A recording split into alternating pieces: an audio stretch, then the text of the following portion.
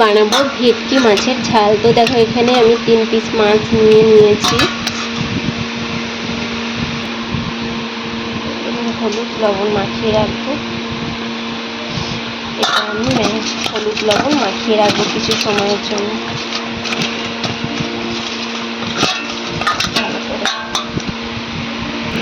মাছের ঝোলে নিয়ে নিয়েছি ছোট একটা সাইজের পেঁয়াজ, 2-4 কোয়া রসুন, হাফ টমেটো, এখানে আছে শুকনো লঙ্কা, জিরে, ধনে, আদা বাটা।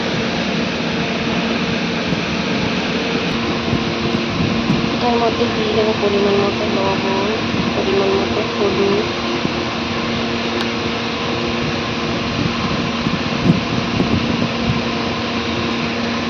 এটা জিরে ধনে বাটা। তার মধ্যে দিয়ে দেবো একটু জল। হায় হায় জলটা কোথায়? এটাতে দিয়ে দিয়েছি একটু জল। এবার জলের ভিতর দিয়ে দেবো একটু লাল লঙ্কার গুঁড়ো। এবার কড়াইটা বসিয়ে দেবো।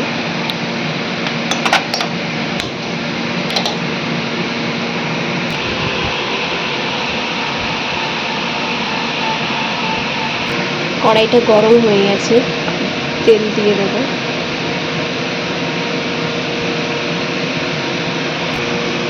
এবার এক এক করে মাছটা দিয়ে দেবো।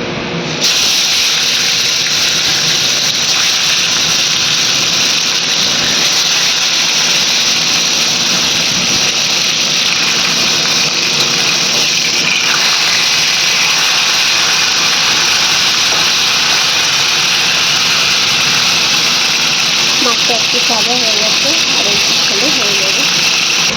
দেখো মাছটা পুরো লাল লাল করে ভেজে নিয়েছি।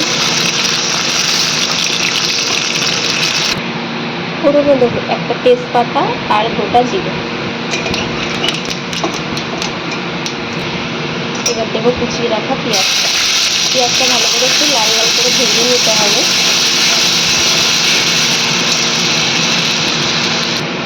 এবার দিয়ে দেবো রসুন বাটাটা। এটা দিয়ে ভালোভাবে লাল লাল করে এটা ভেজে নিতে হবে পেঁয়াজ রসুনটা।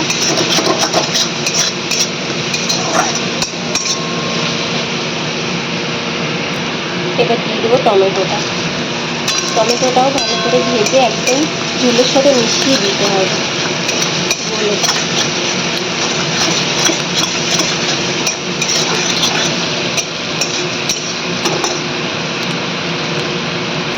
পেঁয়াজটা দেখো লাল লাল ভাজা হয়ে গেছে। এবার যে মশলাটা আমি করে রেখেছিলাম সেই মশলাটা দিয়ে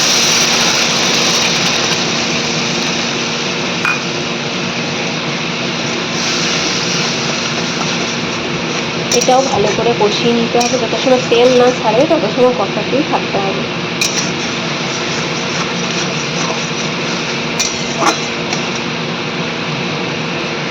দেখো মশলাটা অনেকটা ভাজা ভাজা হয়ে গেছে, আর 2 মিনিট কষালে হয়ে যাবে।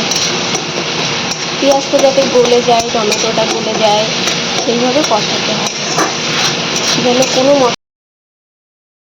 ভাজা ভাজা হয়ে গেছে, মশলাটা তেল বেরিয়ে গেছে। এবার আমি জলটা দিয়ে দেবো।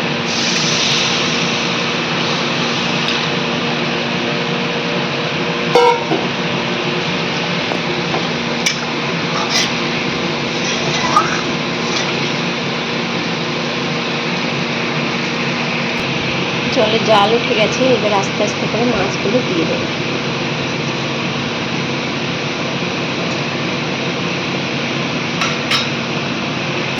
কিছুক্ষণের জন্য একটু ঢেকে দেবো।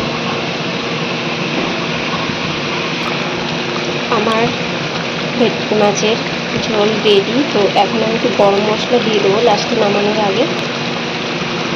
তো আমার রেসিপি রেডি।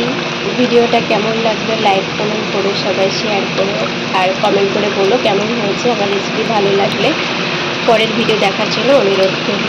সবাই ভালো থাকবেন, সুস্থ থাকবেন, আর পাশে থাকবেন। টাটা।